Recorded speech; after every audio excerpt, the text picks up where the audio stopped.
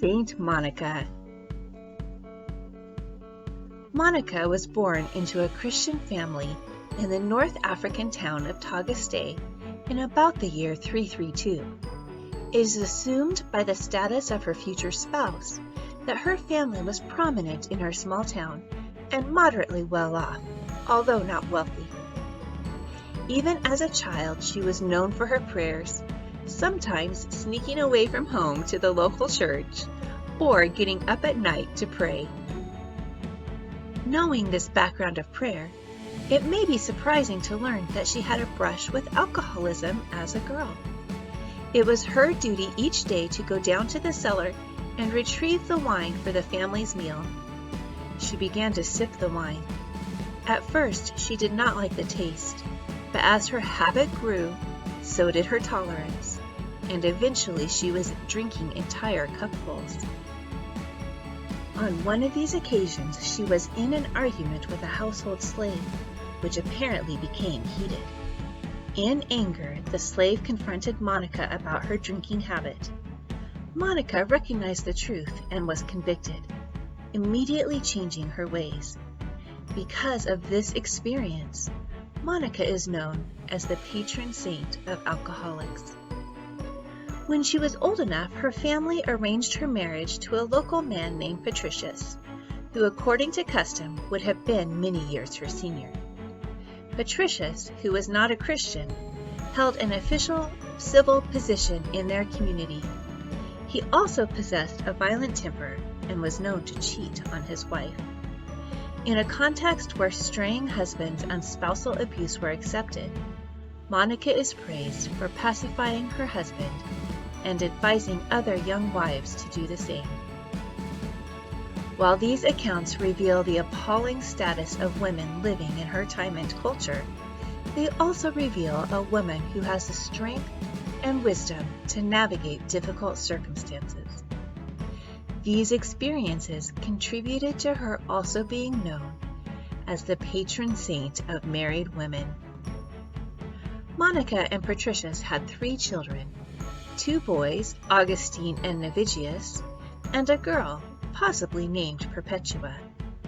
Although her husband did not convert to Christianity until late in life, Monica was influential in raising their children as Christians, as both Navigius and Perpetua were known to be Christians the entirety of their lives. It is only Augustine who leaves the faith for a time, greatly distressing his mother. By his teen years, Augustine had shown himself to excel in his studies and was sent to Madeira and then later to Carthage for continued schooling.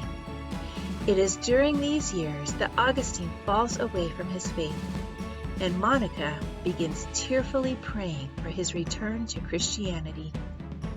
While in Carthage, Augustine begins a relationship with a mistress, who he does not marry, but with whom he eventually had a son.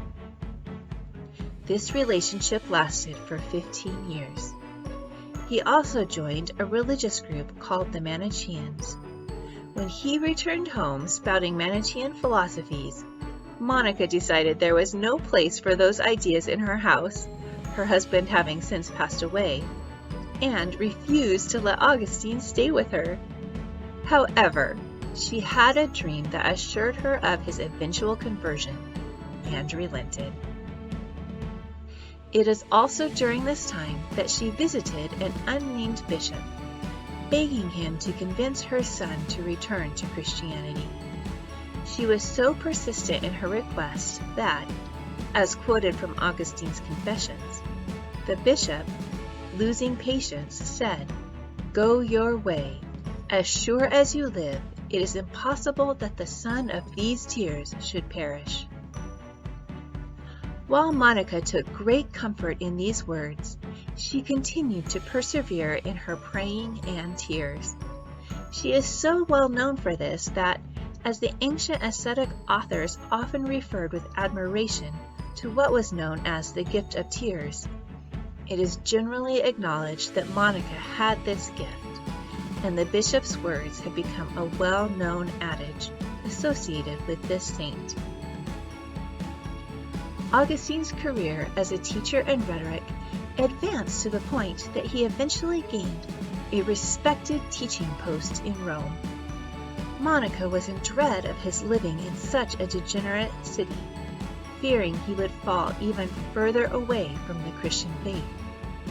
Although she eventually followed him, it was during his time in Rome without her that Augustine began to question and then renounce Manichaeism. Monica was not satisfied, however, with Augustine merely renouncing his false religion, and continued to pray with mother's tears for his return to Christianity. These faithful prayers and many tears are surely what led Monica to be considered the patron saint of mothers. Now that Augustine was no longer Manichaean, he continued his search for the truth, eventually coming to Christian faith. Between her faithful witness and her prayers for both her husband and her son, Monica has also become known as the patron saint of conversion. Not long after Augustine was baptized, he and Monica set out for their hometown of Tagaste. During their journey, they stopped in Ostia, where they had a shared mystical experience. In this experience, they rose together above the earth, above the stars, and higher, and, seeking God's wisdom, they touched it for an instant before returning to earth. Not long after this experience, while still in Ostia, Monica passed away content. Today, a feast day is held in St. Monica's honor each August 27th. Devotionals on her mother's patience and prayers encourage those who may be struggling in their faith. Several prayers have been written to her, and her patronage has spread around the world. As patron saint of alcoholics, wives, mothers, and conversion, Monica has much we can learn from today.